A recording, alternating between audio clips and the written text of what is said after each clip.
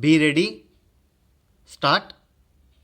The external sovereignty of India means that it can acquire foreign territory and also cede any part of the Indian territory subject to limitations, if any, imposed by the Constitution.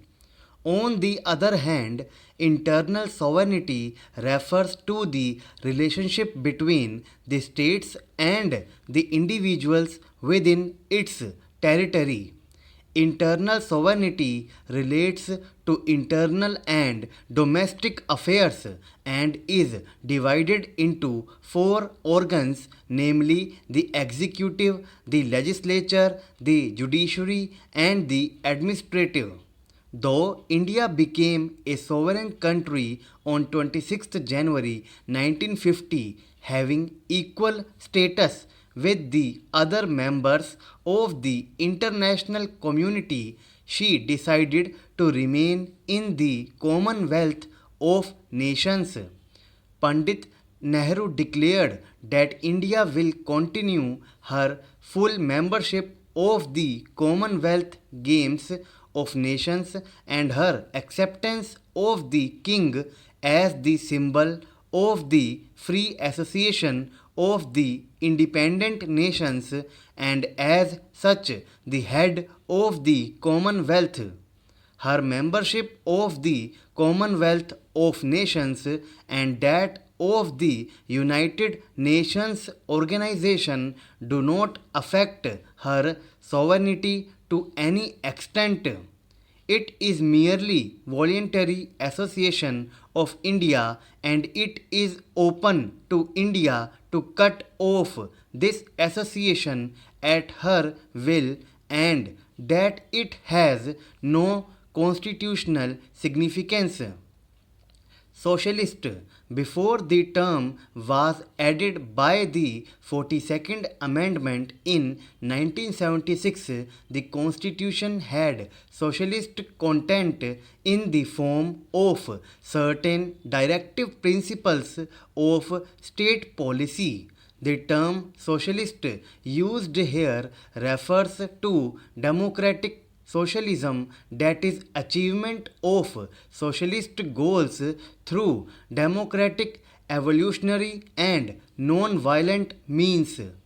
Essentially, it means that wealth should be shared equally by society through direct distributive justice, not concentrated in the hands of few, and that the government should regulate the ownership of land and industry to reduce socio-economic inequalities.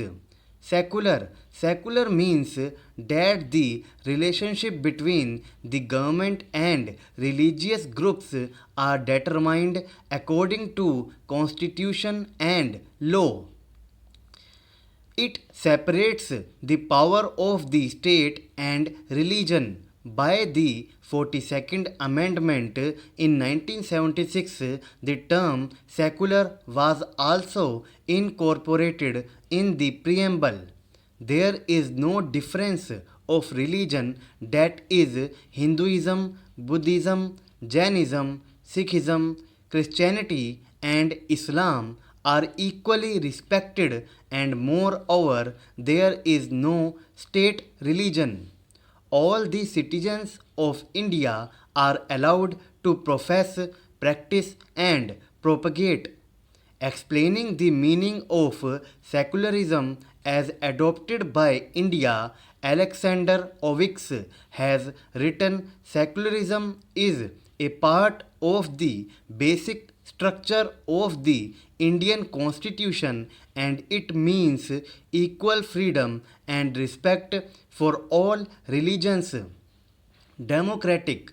The people of India elect their governments by a system of universal adult franchise, popularly known as one person, one vote. Every citizen of India 18 years of age or older and not otherwise debarred by law is entitled to vote. the word democratic refers not only to political democracy but also to social and economic democracy. Republic. In a republican form of government, the head of state is elected and not a hereditary monarch.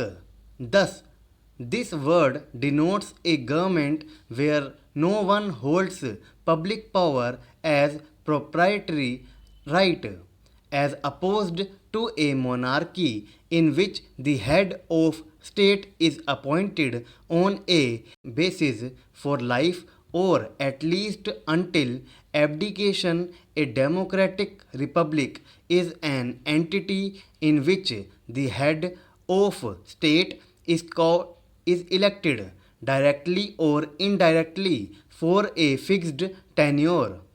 Thus, India has a prime minister who is indirectly elected and has a fixed term of office.